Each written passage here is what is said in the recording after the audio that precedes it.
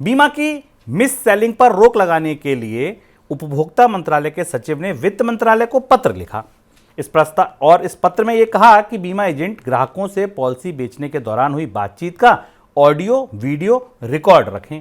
साथ ही पॉलिसी से जुड़े हर पक्ष का ग्राहक को विस्तार से विवरण बताएं, उसको बताना भी अनिवार्य कर दिया जाएगा। ऐसा मानना है उनका कि अगर ये बात मानी गई तो इससे मिस सेलिंग पर रोक लगेगी। सर, क्यों ये नियम आया और ये कितना, एक चीज जानना चाहूंगा, व्यवहारिक कितना है सर? कि आपको लगता है एजेंट उतनी की पूरी वीडियो ऑडियो रिकॉर्ड करेगा और बाद में वो ऑडियो वीडियो रिकॉर्ड साक्ष्य के तौर पे मान ली जाएंगी? पहली चीज तो ये स्पष्ट नहीं कि ये वीडियो रिकॉर्ड किसको दिखाया जाएगा और साक्ष्य के तौर पर इससे हासिल क्या होगा। ज़्यादा महत्वपूर्ण सवाल है कि आप सारे लोग जो हम लोग हमारे आसपास हैं, आपने भी बीमा पॉलिसी खरीदी होगी, खरीद ही रहे होंगे, खरीदते हैं, निवेश करते हैं। आपने कभी अपने एजेंट से सवाल पूछे कि वो क्यों बेच रहा है आपको ये पॉलिसी, इससे आपको होने वाला रिटर्न क्या है?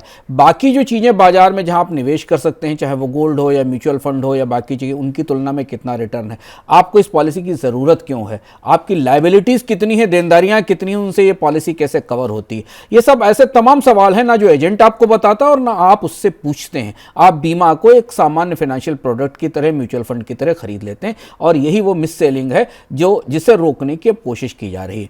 यहाँ सबसे बड़ी चुनौती दो तरीके की है शुभम। एक चुनौती है एजेंट के स्तर पर, क्योंकि एजेंट को आपकी सुरक्षा से, आपकी फाइनेंशियल सिक्योरिटी बेहतर करने की ट्रेनिंग नहीं दी गई है। उसे आपकी ज़रूरतों के हिसाब से प्लान सजेस्ट करने की ट्रेनिंग नहीं दी गई है। तो उसे एक प्लान आपको बेचना, वो आपको बेचने जाता है। और ये देखिए, मौसम आ गया, बीमा बेचने का मौसम है। जनवरी से बीमा बेचने का मौसम शुरू होता है और मार्च तक चलता है, क्योंकि साल के अंत तक लोगों को क्या करना है, LIC करा लेना है या बीमा करा लेना। इस तरीके के का सेल होती है। और दूसरी बड़ी चुनौती लोगों के, निवेशकों के, बीमा खरीदने वालों के स्तर पर है, क्योंकि वो बुनियादी सवाल भी नहीं पूछते। उनको ये भी नहीं पता कि उनके पास पिछला इंश्योरेंस कितना है और उस इंश्योरेंस का वो क्या इस्तेमाल आने वाले समय में करने वाले हैं, क्यों उन्होंने इसको ले रखा है, उनकी हर बार जब किस्त जाती है उसके बदले उनको क्या मिलेगा, 10 साल बाद, 15 साल बाद उन्हें इससे क्या रिटर्न मिलेंगे, कितनी से उनकी रिस्क कवर होती है, कितना उनका इन्वेस्टमेंट है, ये नहीं पता नहीं है।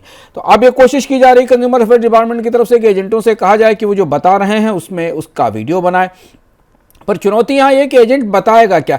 एजेंट एक दूसरे तरीके से ग्राहक को अप्रोच करता है। ग्राहक या बीमा खरीदने वाला व्यक्ति भी एक दूसरे तरीके से एजेंट को अप्रोच करता है। उसकी जरूरत है अपने साल के अंत में कुछ थोड़ी बचत करना या इनकम टैक्स बचाना, और एजेंट के लिए टारगेट है जो उसे पूरा करना है। तो उस टारगेट के तहत वो उन पॉलिसीज को, उन चीजों को पहले बेचने की कोशिश करता है। ज्यादा बड़ा लालच ये होता है कि हम आपका पहला किस्त माफ कर देंगे, पहला इंस्टॉलमेंट नहीं देंगे, नहीं एजेंट अपने पास से दे देगा।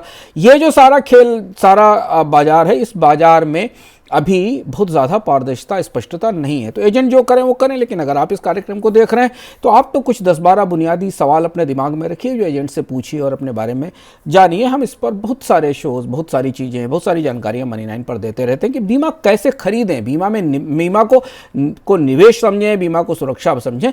ये जानना हमारे लिए बुनियादी रूप से बेहद ज़रूरी है।